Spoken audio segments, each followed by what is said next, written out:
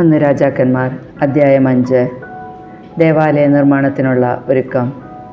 സോളമനെ പിതാവിൻ്റെ സ്ഥാനത്ത് രാജാവായി അഭിഷേകം ചെയ്തിരിക്കുന്നുവെന്ന് കേട്ട് ടൈർ രാജാവായ ഹീരാം അവൻ്റെ അടുത്തേക്ക് ദൂതന്മാരെ അയച്ചു. ഹീരാം എന്നും ദാവീദുമായി മൈത്രിയിലായിരുന്നു. സോളമൻ ഹീരാമിന് ഒരു സന്ദേശം അയച്ചു. എൻ്റെ പിതാവായ ദാവീദിന് തൻ്റെ ദൈവമായ കർത്താവിന് ഒരാലയം പണിയാൻ കഴിഞ്ഞില്ലെന്ന് നിനക്കറിയാമല്ലോ. ചുറ്റുമുള്ള ശത്രുക്കളെ കർത്താവ് അവന് കീഴ്പ്പെടുത്തുന്നതുവരെ അവന് തുടർച്ചയായി യുദ്ധം ചെയ്യേണ്ടി വന്നു. എന്നാൽ എനിക്ക് പ്രതിയോഗിയില്ല, ദൗർഭാഗ്യവുമില്ല. എൻ്റെ ദൈവമായ കർത്താവ് എനിക്ക് എല്ലാ തരത്തിലും സമാധാനം നൽകിയിരിക്കുന്നു. എൻ്റെ പിതാവായ ദാവീദിനോട് കർത്താവ് ഇങ്ങനെ അരുളി ചെയ്തിട്ടുണ്ട്: നിനക്ക് പകരം സിംഹാസനത്തിൽ ഞാൻ അവരോധിക്കുന്ന നിൻ്റെ മകൻ എൻ്റെ നാമത്തിന് ഒരാലയം പണിയും. അതനുസരിച്ച് എൻ്റെ ദൈവമായ കർത്താവിന് ആലയം നിർമ്മിക്കണമെന്ന് ഞാൻ ഉദ്ദേശിക്കുന്നു. ആകയാൽ ലെബനോനിൽ നിന്ന് എനിക്കായി ദേവദാരു മുറിക്കാൻ ആജ്ഞ നൽകിയാലും എൻ്റെ ജോലിക്കാരും നിൻ്റെ ജോലിക്കാരോടുകൂടെ ഉണ്ടായിരിക്കും. അവർക്ക് നീ നിശ്ചയിക്കുന്ന കൂലി ഞാൻ തരാം. സീദോന്യരെ പോലെ മരം മുറിക്കാൻ പരിചയമുള്ളവർ ഞങ്ങളുടെ ഇടയിൽ ഇല്ലെന്ന് നിനക്കറിയാമല്ലോ. സോളമൻ്റെ വാക്ക് കേട്ടപ്പോൾ ഹീരാം അതീവ സന്തുഷ്ടനായി പറഞ്ഞു: ഈ മഹത്തായ ജനത്തെ ഭരിക്കാൻ ജ്ഞാനിയായ ഒരു മകനെ ദാവീദിനു നൽകിയ കർത്താവ് വാഴ്ത്തപ്പെടട്ടെ. ഹീരാം ദൂതൻ മുഖേന സോളമനെ അറിയിച്ചു: നിന്റെ സന്ദേശം കിട്ടി. ദേവദാരുവിൻ്റെയും സരളമരത്തിൻ്റെയും കാര്യം നിന്റെ ആഗ്രഹം പോലെ ചെയ്യാം. എൻ്റെ ജോലിക്കാർ ലെബനോനിൽ നിന്ന് തടി കടലിലേക്ക് ഇറക്കും. പിന്നീട് ചങ്ങാടങ്ങളാക്കി നീ പറയുന്ന സ്ഥലത്തേക്ക് അയച്ചു തരാം. കരയ്ക്കടുക്കുമ്പോൾ നീ അവ ഏറ്റുവാങ്ങണം. എൻ്റെ കുടുംബത്തിനാവശ്യമായ ഭക്ഷണ സാധനങ്ങൾ നീ നൽകണമെന്ന് ഞാൻ ആഗ്രഹിക്കുന്നു. സോളമന് ആവശ്യമായ ദേവദാരുവും സരളമരവും ഹീരാം നൽകി. ഹീരാമിൻ്റെ ഗാർഹിക ആവശ്യങ്ങൾക്കായി സോളമൻ 20,000 കോർ ഗോതമ്പും ആട്ടിയെടുത്ത 20,000 കോർ എണ്ണയും കൊടുത്തു. ആണ്ടുതോറും ഹീരാമിന് ഇവ കൊടുത്തുകൊണ്ടിരുന്നു. കർത്താവ് വാഗ്ദാനപ്രകാരം സോളമന് ജ്ഞാനം നൽകി. ഹീരാമും സോളമനും സമാധാനത്തിൽ കഴിഞ്ഞുകൂടുകയും ഇരുവരും ഉടമ്പടിയിൽ ഏർപ്പെടുകയും ചെയ്തു.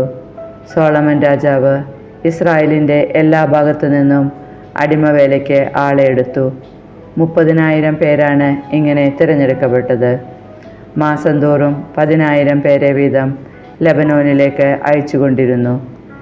അവർ 1 മാസം ലെബനോണിലാണെങ്കിൽ 2 മാസം തങ്ങളുടെ വീടുകളിലായിരിക്കും. അദോണീറാമിനായിരുന്നു ഇവരുടെ മേൽനോട്ടം. ചുമടെടുക്കാൻ 70,000 മലയിൽ കല്ലുവെട്ടാൻ 80,000 ആളുകളുണ്ടായിരുന്നു. ജോലിക്കാരുടെ മേൽനോട്ടം വഹിച്ചിരുന്ന 3,300 ആളുകൾക്ക് പുറമെയായിരുന്നു ഇവർ. രാജാവിൻ്റെ കൽപ്പനയനുസരിച്ച് ഇവർ ദേവാലയത്തിൻ്റെ അടിത്തറ പണിയാൻ വിശേഷപ്പെട്ട വലിയ കല്ലുകൾ കൊണ്ടുവന്ന് ചെത്തിശരിപ്പെടുത്തി. സോളമൻ്റെയും ഹീരാമിൻ്റെയും ശില്പികളും ഗേബാൽക്കാരും ചേർന്ന് അവ ചെത്തിമിനുക്കുകയും ദേവാലയം പണിയാനുള്ള കല്ലും മരവും തയ്യാറാക്കുകയും ചെയ്തു. 1 രാജാക്കന്മാർ അധ്യായം 6. ദേവാലയ നിർമ്മാണം. ഇസ്രായേൽ ജനം ഈജിപ്തിൽ നിന്ന് മോചിതരായതിൻ്റെ 480 വർഷം, അതായത് സോളമൻ്റെ 4ാം ഭരണവർഷം 2ാമത്തെ മാസമായ സീവിൽ അവൻ ദേവാലയത്തിൻ്റെ പണി ആരംഭിച്ചു. സോളമൻ കർത്താവിന് വേണ്ടി പണിയിച്ച ഭവനത്തിന് 60 മുഴം നീളവും 20 മുഴം വീതിയും 30 മുഴം ഉയരവും ഉണ്ടായിരുന്നു. ദേവാലയത്തിൻ്റെ മുൻഭാഗത്ത് 10 മുഴം ഉയരവും ആലയത്തിൻ്റെ വീതിക്കൊപ്പം 20 മുഴം നീളവുമുള്ള ഒരു പൂമുഖമുണ്ടായിരുന്നു. ദേവാലയ ഭിത്തിയിൽ പുറത്തേക്ക് വീതി കുറഞ്ഞു വരുന്ന ജനലുകളുണ്ടായിരുന്നു. ശ്രീകോവിലടക്കം ദേവാലയത്തിൻ്റെ ചുറ്റുമുള്ള ഭിത്തികളോട് ചേർന്ന് തട്ടുകളായി മുറികൾ നിർമ്മിച്ചു. താഴത്തെ നിലയ്ക്ക് 5 മുഴവും നടുവലത്തേതിന് 6 മുഴവും മുകളിലത്തേതിന് 7 മുഴവും വീതി ഉണ്ടായിരുന്നു. തുലാങ്ങൾ ദേവാലയ ഭിത്തിയിൽ തുളച്ചു കിടക്കാതിരിക്കാൻ ആലയത്തിന് പുറമെ ഭിത്തികളിൽ ഗളം നിർമ്മിച്ച് അവ ഘടിപ്പിച്ചു. നേരത്തെ ചെത്തിമിനുക്കിയ കല്ലുകളായിരുന്നതുകൊണ്ട് പണി നടക്കുന്ന സമയത്ത് മഴുവിൻ്റെയോ ചുറ്റികയുടെയോ മറ്റിരുമ്പായുധങ്ങളുടെയോ ശബ്ദം ദേവാലയത്തിൽ കേട്ടിരുന്നില്ല. താഴത്തെ നിലയുടെ വാതിൽ ദേവാലയത്തിൻ്റെ തെക്കുവശത്തായിരുന്നു.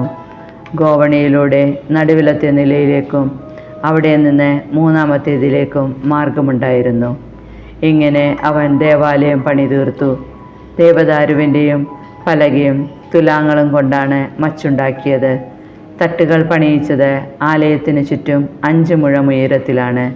ദേവദാരു തടി കൊണ്ട് അവ ആലയവുമായി ബന്ധിപ്പിച്ചു.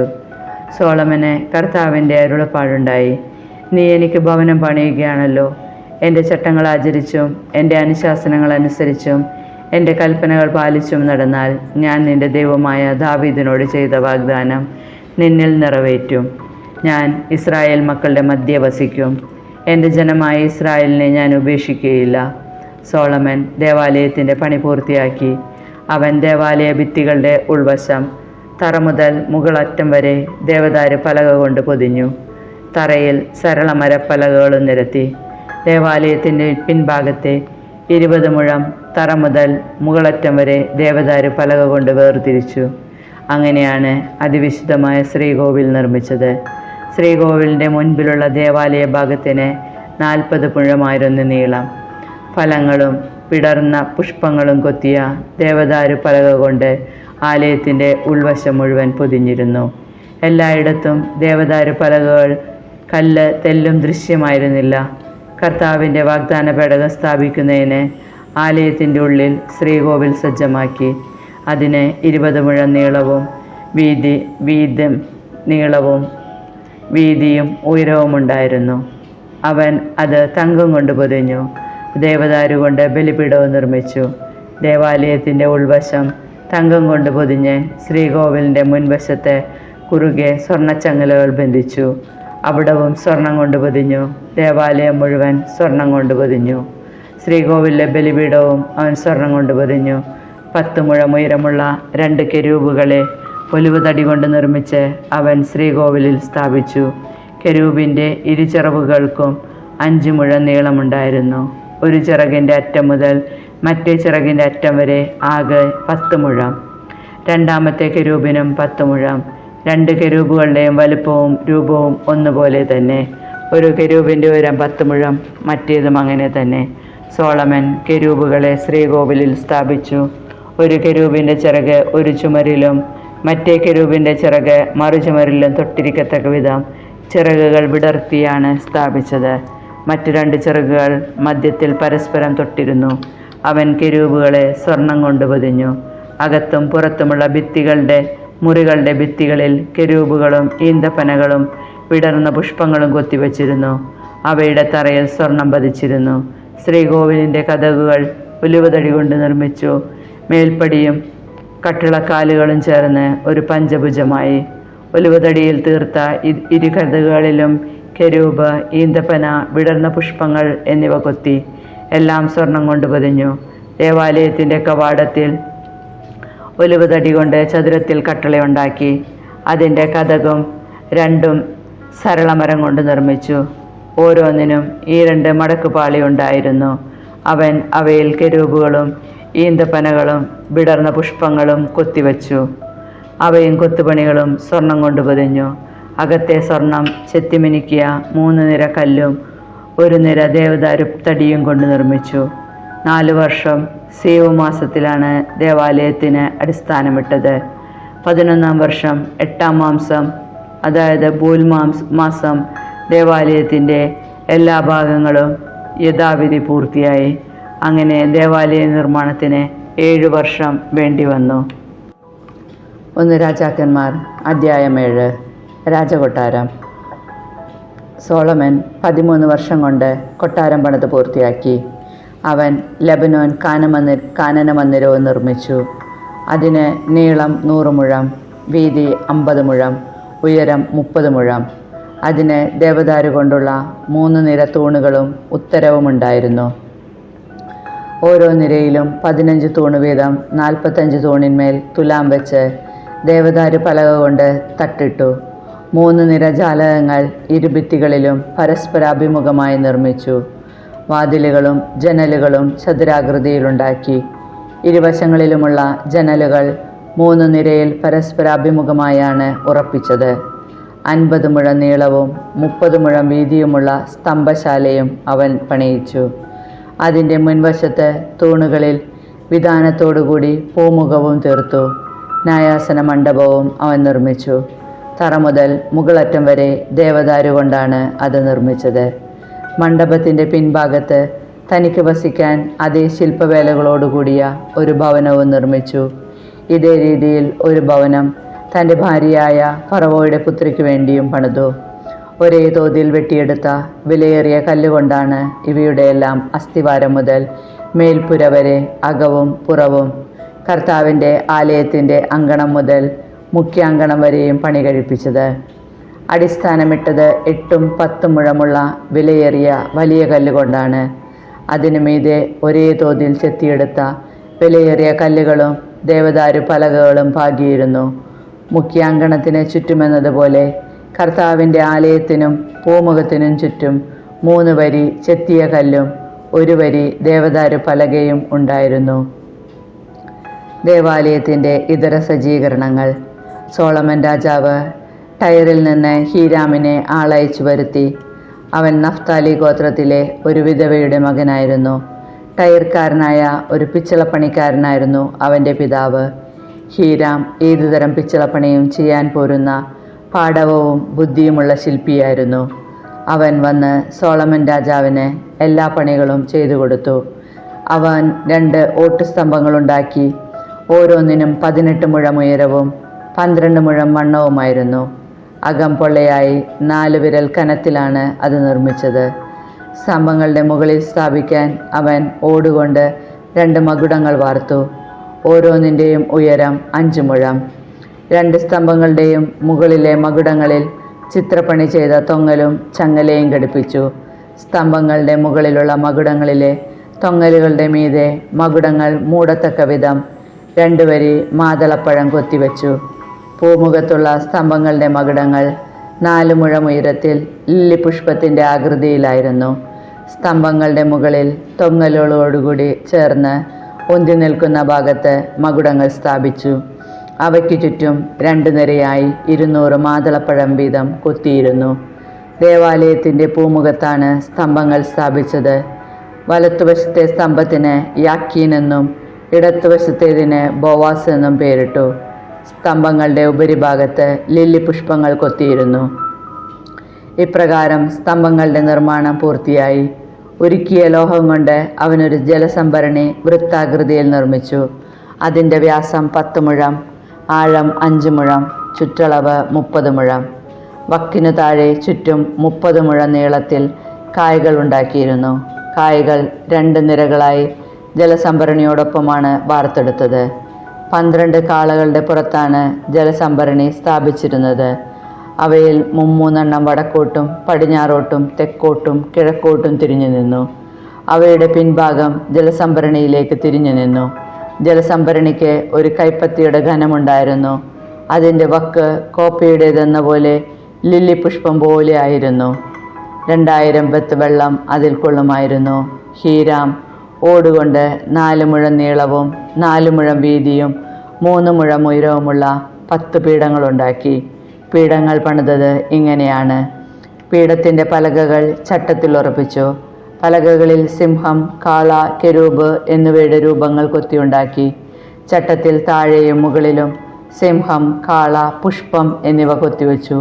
ഓരോ പീഠത്തിനും ഓടുകൊണ്ടുള്ള 4 ചക്രങ്ങളും അച്ചുതണ്ടുകളും ഉണ്ടായിരുന്നു. 4 കോണുകളിലും ക്ഷാളനപാത്രത്തിനുള്ള താങ്ങുകളുണ്ടായിരുന്നു. അവയിൽ പുഷ്പമാല്യം വാർത്തിരുന്നു. 1 മുഴം ഉയർന്നു നിൽക്കുന്ന ഒരു മകുടത്തിലാണ് അതിൻ്റെ വായ് ഉറപ്പിച്ചിരുന്നത്. പീഠം പോലെ വൃത്താകൃതിയിൽ 1.5 മുഴം ഉയരമുള്ളതായിരുന്നു അത്. അതിലും കൊത്തുപണികളുണ്ടായിരുന്നു. അവയുടെ പലകകൾ വൃത്താകൃതിയിലല്ല, ചതുരത്തിലായിരുന്നു. 4 ചക്രങ്ങളും പലകക്കടിയിലായിരുന്നു. അവയുടെ അച്ചുതണ്ടുകൾ പീഠത്തോട് ഘടിപ്പിച്ചിരുന്നു. ചക്രത്തിൻ്റെ ഉയരം 1.5 മുഴം. രഥത്തിൻ്റെ ചക്രങ്ങൾ പോലെയാണ് ഇവയും. അച്ചുതണ്ടുകളും പട്ടകളും ആരക്കാലുകളും ചക്രനാഭികളും വാർത്തുണ്ടാക്കിയവയായിരുന്നു. ഓരോ പീഠത്തിൻ്റെയും 4 കോണിലും താങ്ങുകളുണ്ടായിരുന്നു. അവ പീഠത്തോട് ഘടിപ്പിച്ചിരുന്നു. പീഠത്തിൻ്റെ മേൽഭാഗത്ത് 1/2 മുഴം ഉയരമുള്ള ഒരു വളയം നിർമ്മിച്ചു. അതിൻ്റെ താങ്ങുകളും തട്ടുകളും മുകൾ ഭാഗത്ത് ഘടിപ്പിച്ചിരുന്നു. താങ്ങുകളുടെയും തട്ടുകളുടെയും ഉപരിതലത്തിൽ കെരൂബ്, സിംഹം, ഈന്തപ്പന എന്നിവ ചുറ്റും പുഷ്പമാല്യങ്ങളോടെ പൊത്തിവെച്ചു. ഇങ്ങനെ ഒരേ അളവിലും രൂപത്തിലും ഹീരാം 10 പീഠങ്ങൾ പണിതു. അവൻ ഓടുകൊണ്ട് 10 ഷാളനപാത്രങ്ങൾ നിർമ്മിച്ചു. ഓരോ പീഠത്തിലും ഓരോ ഷാളനപാത്രം ഉറപ്പിച്ചു. 40 ബത്ത് സ്നാനത്തിനുള്ള ജലം കൊള്ളുന്നതും 4 മുഴം ഉയരമുള്ളതുമായിരുന്നു ഓരോന്നും. പീഠത്തിൽ 5 ദേവാലയത്തിൻ്റെ തെക്കുവശത്തും 5 വടക്കുവശത്തുമാണ് സ്ഥാപിച്ചത്. ജലസംഭരണി ദേവാലയത്തിൻ്റെ കിഴക്കേ മൂലയിലായിരുന്നു. ഹീരാം കലങ്ങളും ചട്ടുകങ്ങളും കോപ്പുകളും ഉണ്ടാക്കി. ഇങ്ങനെ അവൻ സോളമൻ രാജാവിന് വേണ്ടി കർത്താവിൻ്റെ ആലയത്തിലെ പണികൾ പൂർത്തിയാക്കി. 2 സ്തംഭങ്ങൾ, അവയുടെ ഗോളാകൃതിയിലുള്ള മകുടങ്ങൾ, അവയെ മൂടുന്ന വലിയ 2 വലപ്പണികൾ, ആ വലപ്പണികളിൽ 2 നിരയായി 400 മാതളപ്പഴങ്ങൾ, 10 പീഠങ്ങൾ, അവയിൽ 10 ഷാളനപാത്രങ്ങൾ, ഒരു ജലസംഭരണി, അതിൻ്റെ അടിയിൽ 12 കാളവ എന്നിവ ഹീരാം നിർമ്മിച്ചു. കർത്താവിൻ്റെ ഭവനത്തിലെ കലങ്ങൾ, ചട്ടകങ്ങൾ, കോപ്പകൾ എന്നിവ അവൻ ഓടിൽ വാർത്തു. ജോർദാൻ സമുദ്രത്തിലെ സുക്കോത്തിനും സാരേദാനും മധ്യേ കളിമൺ നിലത്ത് വച്ചാണ് ഇവ രാജാവ് വാർപ്പിച്ചത്. പാത്രങ്ങൾ അസംഖ്യമായിരുന്നതിനാൽ സോളമൻ അവയുടെ തൂക്കമെടുത്തില്ല, ഓടിൻ്റെ തൂക്കം തിട്ടപ്പെടുത്തിയതുമില്ല. അങ്ങനെ കർത്താവിൻ്റെ ആലയത്തിനു വേണ്ടി ഉപകരണങ്ങളെല്ലാം സോളമൻ നിർമ്മിച്ചു. സുവർണ ബലിപീഠം, തിരുസാന്നിധ്യ അപ്പത്തിനുള്ള സുവർണമേശ, ശ്രീകോവിലിൻ്റെ മുൻപിൽ തെക്കും വടക്കും തങ്കം കൊണ്ട് 5 വിളക്കുകാലുകൾ വീതം, സ്വർണം കൊണ്ടുള്ള പുഷ്പങ്ങൾ, ദീപങ്ങൾ, കൊടിലുകൾ, തങ്കം കൊണ്ടുള്ള കോപ്പകൾ, തിരിക്കത്രികകൾ, ഷാളനപാത്രങ്ങൾ, ധൂപാർപ്പണ സമയത്തുള്ള പാടങ്ങൾ, തീക്കോരികൾ, അതിവിശുദ്ധമായ ശ്രീകോവിലിൻ്റെയും വിശുദ്ധ സ്ഥലത്തിൻ്റെയും വാതിലുകൾ, സ്വർണപാതകങ്ങൾ എന്നിവ സോളമൻ പണിയിച്ചു. ഇങ്ങനെ സോളമൻ രാജാവ് കർത്താവിൻ്റെ ആലയത്തിലെ പണികളെല്ലാം പൂർത്തിയായി. പിതാവായ ദാവീദ് സമർപ്പിച്ചിരുന്ന വസ്തുക്കൾ, സ്വർണവും വെള്ളിയും പാത്രങ്ങളും ഉൾപ്പെടെ എല്ലാം കർത്താവിൻ്റെ ആലയത്തിലെ ഭണ്ഡാരങ്ങളിൽ നിക്ഷേപിച്ചു. 1 രാജാക്കന്മാർ അധ്യായം 8. വാഗ്ദാന പേടകം ദേവാലയത്തിൽ. കർത്താവിൻ്റെ വാഗ്ദാന പേടകം ദാവീദിൻ്റെ നഗരമായ സിയോനിൽ നിന്ന് കൊണ്ടുവരാൻ സോളമൻ രാജാവ് ഇസ്രായേലിലെ ശ്രേഷ്ഠന്മാരെയും ഗോത്ര നേതാക്കന്മാരെയും ഇസ്രായേൽ ജനത്തിലെ കുടുംബത്തലവന്മാരെയും ജെറുസലേമിൽ വിളിച്ചുകൂട്ടി. 7-ാം മാസമായ എത്താനിമിനിൽ തിരുനാൾ ദിവസം ഇസ്രായേൽ ജനം രാജസന്നിധിയിൽ സമ്മേളിച്ചു. ഇസ്രായേലിലെ ശ്രേഷ്ഠന്മാർ വന്നു ചേർന്നു. പുരോഹിതന്മാർ പേടകം വഹിച്ചു. പുരോഹിതന്മാരും ലേവ്യരും ചേർന്ന് കർത്താവിൻ്റെ പേടകവും സമാഗമ കൂടാരവും അതിലുള്ള വിശുദ്ധപാത്രങ്ങളും കൊണ്ടുവന്നു. സോളമൻ രാജാവും അവിടെ സമ്മേളിച്ച ഇസ്രായേൽ ജനവും പേടകത്തിൻ്റെ മുൻപിൽ അസംഖ്യം കാളകളെയും ആടുകളെയും ബലി കഴിച്ചുകൊണ്ടിരുന്നു. പുരോഹിതർ കർത്താവിൻ്റെ വാഗ്ദാന പേടകം അതിവിശുദ്ധ സ്ഥലമായ ശ്രീകോവിലിൽ യഥാസ്ഥാനം കെരൂബുകളുടെ ചിറകുകൾക്ക് കീഴിൽ സ്ഥാപിച്ചു. കെരൂബുകൾ പേടകത്തിന് മുകളിൽ ചിറകുകൾ വിരിച്ച് പേടകത്തെയും അതിൻ്റെ തണ്ടുകളെയും മറച്ചിരുന്നു. തണ്ടുകൾ നീണ്ടു നിന്നിരുന്നതിനാൽ അവയുടെ അഗ്രങ്ങൾ ശ്രീകോവിലിൻ്റെ മുമ്പിലുള്ള വിശുദ്ധ സ്ഥലത്ത് നിന്ന് കാണാമായിരുന്നു. എങ്കിലും പുറമേ നിന്ന് ദൃശ്യമായിരുന്നില്ല. അവ ഇപ്പോഴും അവിടെയുണ്ട്. മോശ ഹോറബിൽ വെച്ച് നിക്ഷേപിച്ച 2 ശിലാഫലകങ്ങളല്ലാതെ ഒന്നും പേടകത്തിലുണ്ടായിരുന്നില്ല. അവിടെ വച്ചാണ് ഈജിപ്തിൽ നിന്ന് മോചിതരായി പോന്ന ഇസ്രായേൽ ജനവുമായി കർത്താവ് ഉടമ്പടി ചെയ്തത്. പുരോഹിതന്മാർ വിശുദ്ധ സ്ഥലത്ത് നിന്ന് പുറത്തിറങ്ങിയപ്പോൾ ഒരു മേഘം കർത്താവിൻ്റെ ആലയത്തിൽ നിറഞ്ഞു. മേഘം കാരണം പുരോഹിതന്മാർക്ക് അവിടെ നിന്ന് ശുശ്രൂഷ ചെയ്യാൻ സാധിച്ചില്ല.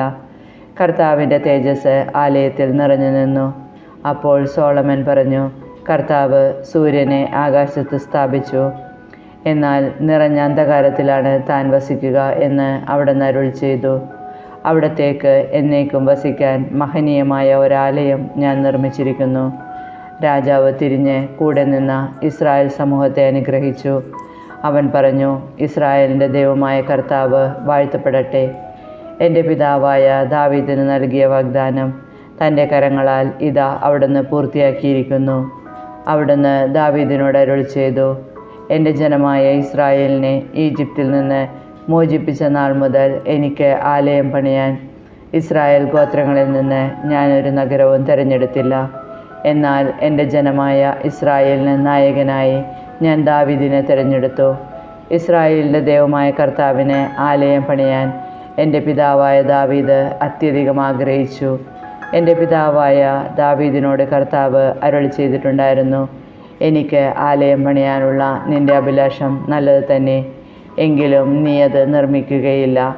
നിനക്ക് ജനിക്കാനിരിക്കുന്ന പുത്രൻ എനിക്ക് ആലയം പണിയും. ഇതാ, കർത്താവ് തൻ്റെ വാഗ്ദാനം നിറവേറ്റിയിരിക്കുന്നു. അവിടുന്ന് വാഗ്ദാനം ചെയ്തതുപോലെ ഞാൻ എൻ്റെ പിതാവായ ദാവീദിൻ്റെ സ്ഥാനത്ത് ഇസ്രായേലിൻ്റെ സിംഹാസനത്തിലിരിക്കുന്നു. ഇസ്രായേലിൻ്റെ ദൈവമായ കർത്താവിന് ഞാനൊരാലയം നിർമ്മിച്ചിരിക്കുന്നു. നമ്മുടെ പിതാക്കന്മാരെ ഈജിപ്തിൽ നിന്ന് മോചിപ്പിച്ചപ്പോൾ കർത്താവ് അവരോട് ചെയ്ത ഉടമ്പടിയുടെ ഫലകം വച്ചിരിക്കുന്ന പേടകത്തിന് അവിടെ ഞാനൊരു സ്ഥലം ഒരുക്കിയിട്ടുണ്ട്. സോളമൻ്റെ പ്രാർത്ഥന. സോളമൻ കർത്താവിൻ്റെ ബലിപീഠത്തിന് മുൻപിൽ ഇസ്രായേൽ ജനത്തിൻ്റെ സന്നിധിയിൽ ഉന്നതങ്ങളിലേക്ക് കരങ്ങളുയർത്തി പ്രാർത്ഥിച്ചു. ഇസ്രായേലിൻ്റെ ദൈവമായ കർത്താവെ, പൂർണ്ണ ഹൃദയത്തോടെ അങ്ങയുടെ സന്നിധിയിൽ വ്യാപരിക്കുന്ന ദാസന്മാരോടുള്ള ഉടമ്പടി പാലിക്കുകയും അനന്ത സ്നേഹം അവരുടെ മേൽ ചൊരിയുകയും ചെയ്യുന്ന അങ്ങയെപ്പോലെ ആകാശത്തിലും ഭൂമിയിലും വേറൊരു ദൈവമില്ല. എൻ്റെ പിതാവും അങ്ങയുടെ ദാസനുമായ ദാവീദിനോട് ചെയ്ത വാഗ്ദാനം അങ്ങ് നിറവേറ്റിയിരിക്കുന്നു. അതരം കൊണ്ട് ചെയ്ത വാഗ്ദാനം ഇന്ന് കരം കൊണ്ട് പൂർത്തീകരിച്ചു. ഇസ്രായേലിൻ്റെ ദൈവമായ കർത്താവെ, എൻ്റെ പിതാവും അങ്ങയുടെ ദാസനുമായ ദാവീദിനോട് നീ എൻ്റെ മുൻപിൽ വ്യാപരിച്ചതുപോലെ നിൻ്റെ മക്കളും ചെയ്താൽ ഇസ്രായേലിൻ്റെ സിംഹാസനത്തിലിരിക്കാൻ നിനക്ക് ഒരവകാശി എൻ്റെ മുൻപിൽ ഉണ്ടാകാതെ വരില്ല എന്ന് അങ്ങ് ചെയ്ത വാഗ്ദാനം പാലിച്ചാലും. ഇസ്രായേലിൻ്റെ ദൈവമേ, എൻ്റെ പിതാവും അങ്ങയുടെ ദാസനുമായ ദാവീദിനോട് അങ്ങരുളി ചെയ്ത വചനം ഇപ്പോൾ സ്ഥിരീകരിക്കപ്പെടട്ടെ. എന്നാൽ ദൈവം യഥാർത്ഥത്തിൽ ഭൂമിയിൽ വസിക്കുമോ? അങ്ങയെ ഉൾക്കൊള്ളാൻ സ്വർഗത്തിനും സ്വർഗാതിസ്വർഗത്തിനും അസാധ്യമെങ്കിൽ ഞാൻ നിർമ്മിച്ച ഈ ഭവനം എത്ര അപര്യാപ്തം. എൻ്റെ ദൈവമായ കർത്താവെ, അങ്ങയുടെ ദാസൻ്റെ പ്രാർത്ഥനകളും യാചനകളും ശ്രവിക്കണമേ. അങ്ങയുടെ ദാസൻ ഇന്ന് തിരുമുമ്പിൽ സമർപ്പിക്കുന്ന അർത്ഥനകളും നിലവിളിയും കേൾക്കണമേ. അങ്ങയുടെ ദാസൻ ഈ ഭവനത്തിൽ വെച്ച് സമർപ്പിക്കുന്ന പ്രാർത്ഥന കേൾക്കുന്നതിന് അങ്ങയുടെ കടാക്ഷം ഇതിന്മേൽ രാപകൽ ഉണ്ടായിരിക്കണമേ. അങ്ങയുടെ നാമം ഇവിടെ ഉണ്ടായിരിക്കുമെന്ന് അങ്ങ് അരുളി ചെയ്തിട്ടുണ്ടല്ലോ. ഈ ദാസനും അങ്ങയുടെ ജനമായ ഇസ്രായേലും ഇവിടെ സമർപ്പിക്കുന്ന യാചനകൾ സ്വീകരിക്കണമേ. അങ്ങ് വസിക്കുന്ന സ്വർഗത്തിൽ നിന്ന് ഞങ്ങളുടെ പ്രാർത്ഥന കേട്ട് ഞങ്ങളോട് ക്ഷമിക്കണമേ. അയൽക്കാരനോട് തെറ്റ് ചെയ്യുന്നവനോട് സത്യം ചെയ്യാൻ ആവശ്യപ്പെടുകയും അവൻ ഈ ഭവനത്തിൽ അങ്ങയുടെ ബലിപീഠത്തിന് മുൻപിൽ സത്യം ചെയ്യുകയും ചെയ്യുമ്പോൾ അങ്ങ് സ്വർഗത്തിൽ നിന്ന് അത് ശ്രവിച്ച് ദുഷ്ടനെ കുറ്റം വിധിച്ച് ശിക്ഷിക്കുകയും നീതിമാന് തക്ക സമ്മാനം നൽകുകയും ചെയ്തുകൊണ്ട് അങ്ങയുടെ ദാസരുടെ മേൽ ന്യായം നടത്തണമേ. അങ്ങയുടെ ജനമായ ഇസ്രായേൽ അങ്ങേക്കെതിരെ പാപം ചെയ്ത് ശത്രുക്കളുടെ മുൻപിൽ പരാജയപ്പെടുകയും പശ്ചാത്തപിച്ച് അങ്ങയുടെ നാമം ഏറ്റുപറഞ്ഞ് ഈ ഭവനത്തിൽ വെച്ച് അങ്ങയോട് അപേക്ഷിക്കുകയും ചെയ്താൽ സ്വർഗത്തിൽ നിന്ന് അത് ശ്രവിക്കുകയും അങ്ങയുടെ ജനമായ ഇസ്രായേലിൻ്റെ പാപം ക്ഷമിച്ച് അവരുടെ പിതാക്കന്മാർക്ക് അവിടുന്ന് നൽകിയ ദേശത്തേക്ക് അവരെ തിരിച്ചു കൊണ്ടുവരികയും ചെയ്യണമേ. ജനത്തിൻ്റെ പാപം നിമിത്തം ആകാശമടഞ്ഞ് മഴയില്ലാതായാൽ അങ്ങ് വരുത്തിയ ക്ലേശം കൊണ്ട് അവർ ഇവിടെ വന്ന് പ്രാർത്ഥിക്കുകയും അങ്ങയുടെ നാമം ഏറ്റുപറയുകയും പാപങ്ങളിൽ നിന്ന് പിന്തിരിയുകയും ചെയ്താൽ അങ്ങ് സ്വർഗത്തിൽ നിന്ന് അവരുടെ പ്രാർത്ഥന ശ്രവിച്ച് അവിടുത്തെ ദാസരായ ഇസ്രായേൽ ജനത്തിൻ്റെ പാപങ്ങൾ ക്ഷമിച്ച് അവരെ നേർവഴി നടത്തുകയും അവർക്ക് അവകാശമായി കൊടുത്തിരിക്കുന്ന ദേശത്ത് മഴ പെയ്യുകയും ചെയ്യണമേ. നാട്ടിൽ ക്ഷാമമുണ്ടാവുകയോ വസന്ത, കതിർവാട്ടം, പൂപ്പൽ, വെട്ടുകിളി, കീടം എന്നിവ കൊണ്ട് വിളവ് നശിക്കുകയോ ശത്രുക്കൾ നഗരം വളഞ്ഞ് അങ്ങയുടെ ജനത്തെ ആക്രമിക്കുകയോ മഹാമാരിയോ മറ്റു രോഗമോ അവരെ അലട്ടുകയോ ചെയ്യുമ്പോൾ വ്യക്തികളോ ജനം മുഴുവനുമോ വ്യതയാൽ ഈ ഭവനത്തിനു നേരെ കൈനീട്ടി പ്രാർത്ഥിച്ചാൽ അങ്ങ് വസിക്കുന്ന സ്വർഗത്തിൽ നിന്ന് അവരെ ശ്രവിക്കുകയും അവരോട് ക്ഷമിക്കുകയും ചെയ്യണമേ. അങ്ങ് ഞങ്ങളുടെ പിതാക്കന്മാർക്ക് ദാനം ചെയ്ത ഭൂമിയിൽ വസിക്കുന്ന കാലമെല്ലാം അവർ അങ്ങയെ ഭയപ്പെടുന്നതിന് അവരുടെ ഹൃദയം കാണുന്ന അങ്ങ് അവർ അർഹിക്കുന്ന പ്രതിഫലം നൽകണമേ. അങ്ങ് മാത്രമാണ് മനുഷ്യഹൃദയങ്ങളെ അറിയുന്നത്. അങ്ങയുടെ ജനമായ ഇസ്രായേലിൽപ്പെടാത്ത വിദേശി അങ്ങയുടെ മഹനീയ നാമത്തെയും അങ്ങയുടെ കരുത്തുറ്റ കരങ്ങളുടെ പ്രവർത്തനങ്ങളെയും നീട്ടിയ ഭുജത്തെയും പറ്റി കേട്ട് അങ്ങയെ തേടി വന്ന് ഈ ആലയത്തിന് നേരെ തിരിഞ്ഞു പ്രാർത്ഥിച്ചാൽ അവിടുത്തെ ജനമായ ഇസ്രായേലിനെ പോലെ സർവ്വജനതകളും അങ്ങയുടെ നാമം അറിയാനും അങ്ങയെ ഭയപ്പെടാനും ഞാൻ ഈ ഭവനം അങ്ങേക്കായി നിർമ്മിച്ചിരിക്കുന്നുവെന്ന് ഗ്രഹിക്കാനും വേണ്ടി അങ്ങ് വസിക്കുന്ന സ്വർഗത്തിൽ നിന്ന് അവൻ്റെ പ്രാർത്ഥന ശ്രവിക്കുകയും യാചനകൾ സാധിച്ചു കൊടുക്കുകയും ചെയ്യണമേ. അങ്ങയുടെ ജനം അങ്ങ് അയക്കുന്ന വഴിയിലൂടെ ശത്രുക്കൾക്കെതിരെ യുദ്ധത്തിന് പുറപ്പെടുമ്പോൾ അങ്ങ് തിരഞ്ഞെടുത്തിരിക്കുന്ന ഈ നഗരത്തിനും ഞാൻ അങ്ങേക്ക് നിർമ്മിച്ചിരിക്കുന്ന ഈ ആലയത്തിനും അഭിമുഖമായി നിന്ന് പ്രാർത്ഥിച്ചാൽ അങ്ങ് സ്വർഗത്തിലിരുന്ന് അവരുടെ പ്രാർത്ഥനകളും യാചനകളും ശ്രവിച്ച് അവരെ വിജയത്തിലേക്ക് നയിക്കണമേ. അവർ അങ്ങേക്കെതിരായി പാപം ചെയ്യുകയും പാപം ചെയ്യാത്ത മനുഷ്യനില്ലല്ലോ. അവിടുന്ന് കോപിച്ച് അവരെ ശത്രുവിനെ ഏൽപ്പിക്കുകയും ശത്രുക്കൾ അവരെ സമീപത്തോ വിദൂരത്തോ ഉള്ള തങ്ങളുടെ ദേശത്തേക്ക് തടവുകാരായി കൊണ്ടുപോവുകയും അവർ അവിടെ വെച്ച് ഹൃദയപൂർവ്വം പശ്ചാത്തപിച്ച് ഞങ്ങൾ പാപം ചെയ്തു പോയി അനീതിയും അകൃത്യവും പ്രവർത്തിച്ചു എന്ന് ഏറ്റുപറയുകയും ചെയ്താൽ ഞങ്ങളെ തടവുകാരാക്കിയ ശത്രുക്കളുടെ ദേശത്ത് വെച്ച് അവർ പൂർണ്ണ ഹൃദയത്തോടും പൂർണ്ണാത്മാവോടും കൂടെ അനുദപിച്ച് അങ്ങ് അവരുടെ പിതാക്കന്മാർക്ക് ദാനം ചെയ്ത ദേശത്തേക്കും തിരഞ്ഞെടുത്ത നഗരത്തിലേക്കും ഞാൻ അങ്ങേക്ക് നിർമ്മിച്ചിരിക്കുന്ന ഈ ഭവനത്തിലേക്ക് നോക്കി അങ്ങയോട് പ്രാർത്ഥിക്കുകയും ചെയ്താൽ അങ്ങ് വസിക്കുന്ന സ്വർഗത്തിലിരുന്ന് അവരുടെ പ്രാർത്ഥനകളും യാചനകളും ശ്രവിച്ച് അവരെ രക്ഷിക്കണമേ. അങ്ങേക്കെതിരായി പാപം ചെയ്ത അങ്ങയുടെ ജനത്തോട് അവരുടെ പാപങ്ങളും അതിക്രമങ്ങളും ക്ഷമിക്കണമേ. അവരെ തടവിലാക്കിയവർ അവരോട് കാരുണ്യം കാണിക്കുന്നതിന് അങ്ങ് കൃപ ചെയ്യണമേ. ഈജിപ്തിലെ ഇരുമ്പ് ചൂളയിൽ നിന്ന് അങ്ങ് മോചിപ്പിച്ച അങ്ങയുടെ ജനവും അവകാശവുമാണല്ലോ അവർ. അങ്ങയുടെ ദാസനും ജനവും സഹായം അപേക്ഷിക്കുമ്പോൾ അവരെ കടാക്ഷിക്കണമേ. അവരുടെ പ്രാർത്ഥനകൾ ശ്രവിക്കണമേ. ദൈവമായ കർത്താവേ, അങ്ങ് ഞങ്ങളുടെ പിതാക്കന്മാരെ ഈജിപ്തിൽ നിന്ന് കൊണ്ടുവന്നപ്പോൾ അങ്ങയുടെ ദാസനായ മോശ വഴി അരുളി ചെയ്തതുപോലെ ഭൂമിയിലെ സകല ജനതകളിലും നിന്ന് അവരെ അങ്ങയുടെ അവകാശമാക്കി തിരഞ്ഞെടുത്തതാണല്ലോ.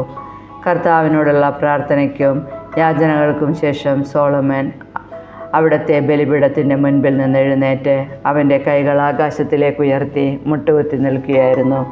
അവൻ ഇസ്രായേൽ ജനത്തെ ശബ്ദമുയർത്തി ആശീർവദിച്ചു. തൻ്റെ വാഗ്ദാനമനുസരിച്ച് സ്വജനമായ ഇസ്രായേലിന് ശാന്തി നൽകിയ കർത്താവ് വാഴ്ത്തപ്പെടട്ടെ.